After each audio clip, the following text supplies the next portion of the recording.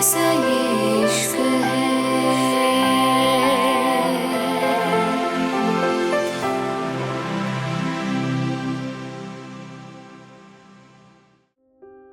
Italy. जैसे ही रिवांश के होंठ रूहानी के होंठों से मिले थे, अचानक से रूहानी होश में आई थी, लेकिन उसने रिवांश को खुद से दूर नहीं करा था।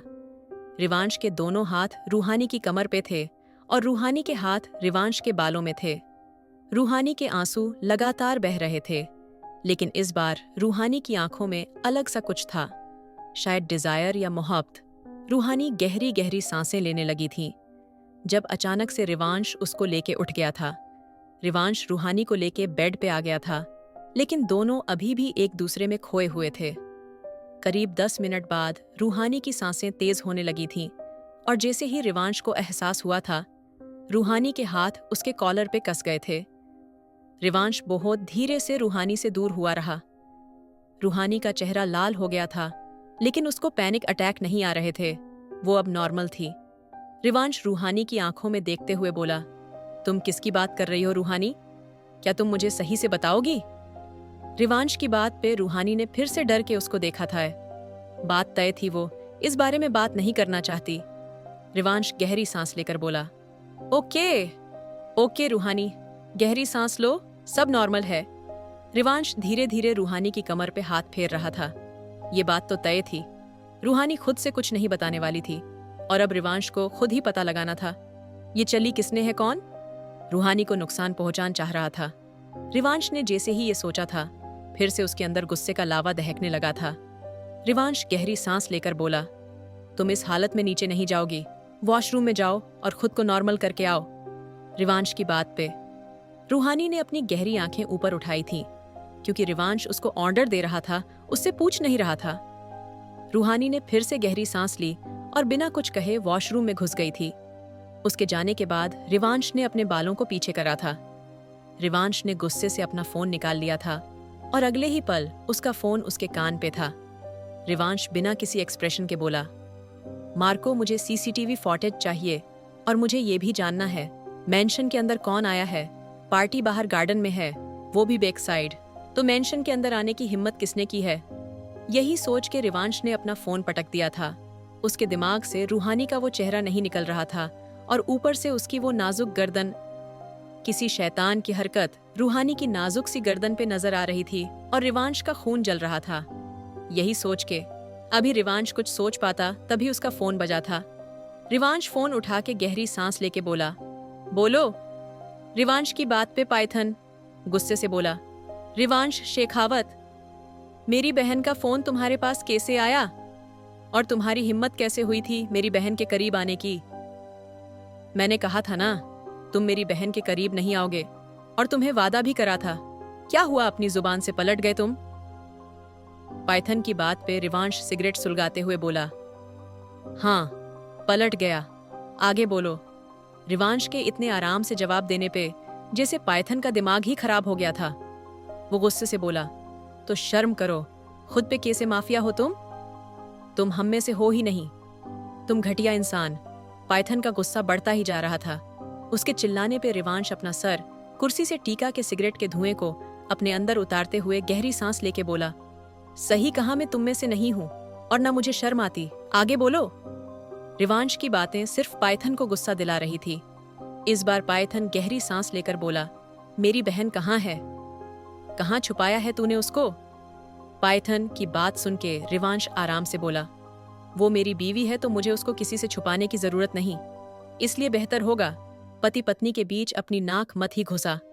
पाइथन, और दूसरी बात, बहन बहन कह देने से तू उसका भाई नहीं बन जाएगा, और अच्छा है मैं तुम में से एक नहीं हूं, क्योंकि रिवांश शेखावत खुद से जुड़ी चीजों की अपनी जान से ज्यादा हिफाजत करता है। तेरी तरह नहीं, जो कुछ चमकते चेहरे देख के अपनी बहन को ही भूल गया। क्या हुआ, रॉय ने डील तुझे ऑफर करी है? रिवांश की बात पे पाइथन गुस्से से बोला, अपनी बकवास बंद कर रिवांश, में तुझसे नहीं सीखूंगा। मुझे अपनी बहन की हिफाजत कैसे करनी है। रूहानी मेरी बहन है, और मैं जानता हूँ उसके लिए क्या जरूरी है, और मैं उसको बहुत अच्छे से प्रोटेक्ट कर रहा हूँ। पाइथन की बात पे रिवांश जहरीली मुस्कान के साथ बोला, हाँ, वो तो मुझे दिख रहा है।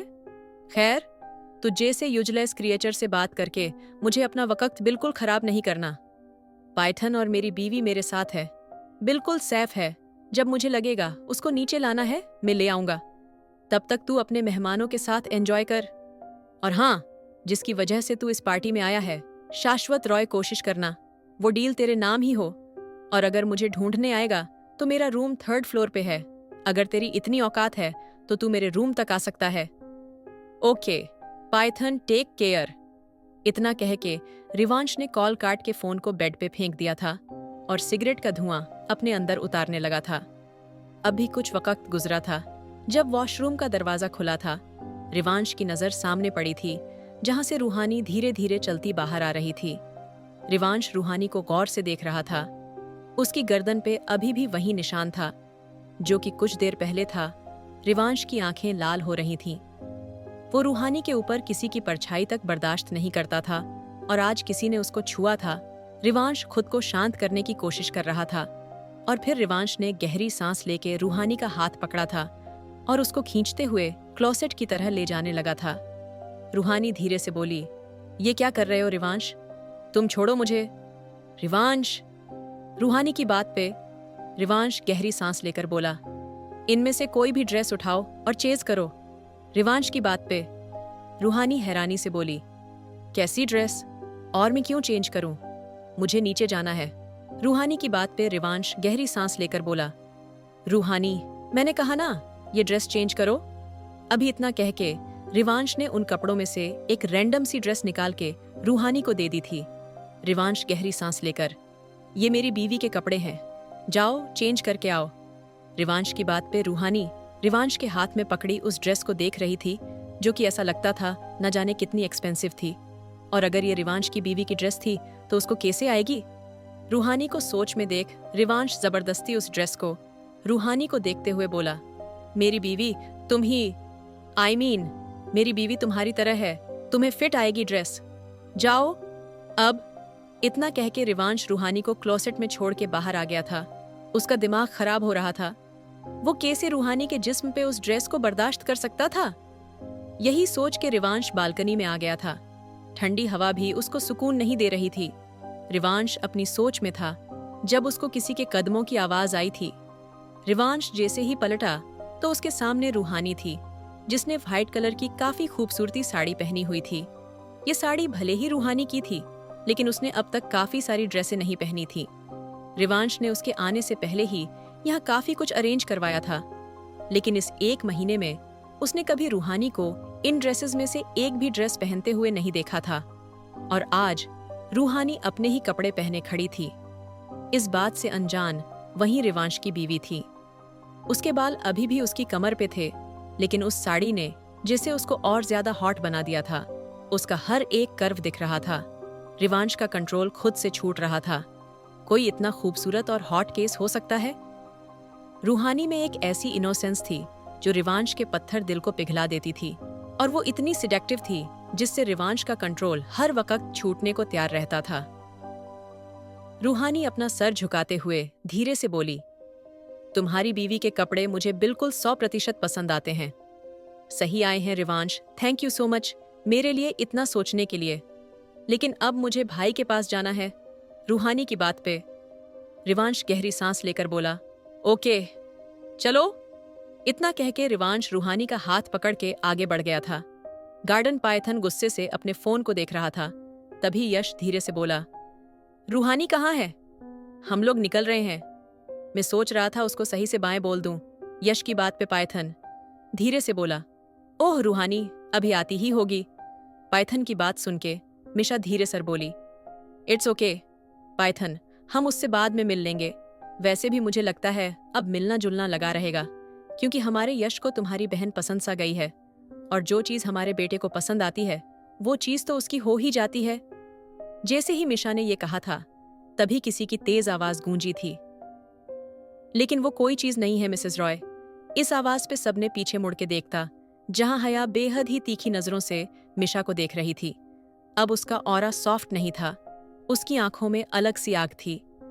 हया को देख के मिशा ने जल्दी से सर झुका लिया था। मिशा घबराते हुए बोली, oh hello Mrs Shekhawat, thank you so much. आपने हम लोगों को इनवाइट किया, हमें उम्मीद नहीं थी। शेखावत की तरफ से हमारे पास कभी इनविटेशन भी आएगा। थैंक यू सो मच, मिशा जल्दी से बोली। तो हया के चेहरे पे गहरी मुस्कान आ गई थी। वो मिशा को बिल्कुल इग्नोर करते हुए धीरे से बोली, रूहानी कोई चीज नहीं है मिसेस रॉय, जो आपको पसंद आए तो आपने बेटे ने खरीद ली। वो एक जीती जागती इंसान है, तो आप शब्दों को सोच समझ के निकालिए। हया की बात पे यश थोड़ा गुस्से से बोला, लेकिन आपको क्यों इतना बुरा लग रहा है आंटी? आपका का क्या रिश्ता है रूहानी से? यश की बात पे हया ने गुस्से से उसको देखा था। आखिर क्या जवाब देगी हया अब यश की बात का? आखिर क्या करना चाहता है यश? कौन है रूहानी का सीक्रेट आशिक?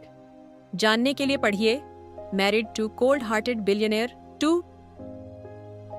दोस्तों, अगर आपको ये वीडियो पसंद आई हो तो प्लीज लाइक जरूर कर देना। मैं सच में देख रही हूँ कि आप सब वीडियो पूरी देखते हो, कहानी एंजॉय भी करते हो, पर लाइक और शेयर बहुत कम करते हो। थोड़ा सा सपोर्ट दिखाया करो यार। एक लाइक, एक शेयर मेरे लिए सच में बहुत बड़ी बात होती है। आपके छोटे से क्लिक से ही वीडियो आगे बढ़ती है, पहुंची है, और मुझे भी और अच्छा कंटेंट बनाने का हौसला मिलता है। तो इस बार लाइक करना मत भूलना, ठीक है? और अगर आप चैनल पर नए हो, पहली बार आए हो, तो सब्सक्राइब जरूर कर लेना, क्योंकि जो आने वाले एपिसोड है ना, वो इससे भी ज्यादा मजेदार, ज्यादा इंटेंस और दिल को पकड़ लेने वाले हैं। बेल आइकॉन दबा देना ताकि कोई भी नया पार्ट आपके बिना निकले ही नहीं। कमेंट्स में अपनी राय लिखकर जरूर जाना। आपका एक छोटा सा कमेंट भी मेरे लिए बहुत कीमती होता है। उसी से पता चलता है कि आपको क्या पसंद आ रहा है और क्या नहीं। और हाँ, वीडियो को अपने दोस्तों और फैमिली के साथ शेयर भी कर दो। कहानी अच्छी लगे तो उसे अकेला मत देखो, दूसरों को भी सुनने दो। प्यार बांटने से बढ़ता है। महत्वपूर्ण बात, इस वीडियो की कहानी, वॉइस ओवर, आवाज, नैरेशन सब कुछ कॉपीराइट के तहत सुरक्षित है। इसे कहीं और अपलोड करना, कॉपी करना, एडिट करना या दोबारा पोस्ट करना बिल्कुल मना है। ये पूरा कंटेंट अर्ली बर्ड की अपनी मेहनत और मौलिक रचना है। अगले एपिसोड में आपसे फिर मुलाकात होगी। तब तक अपना ख्याल रखना, खुश रहना और चैनल को सपोर्ट करते रहना। आप सबको ढेर सारा प्यार और धन्यवाद।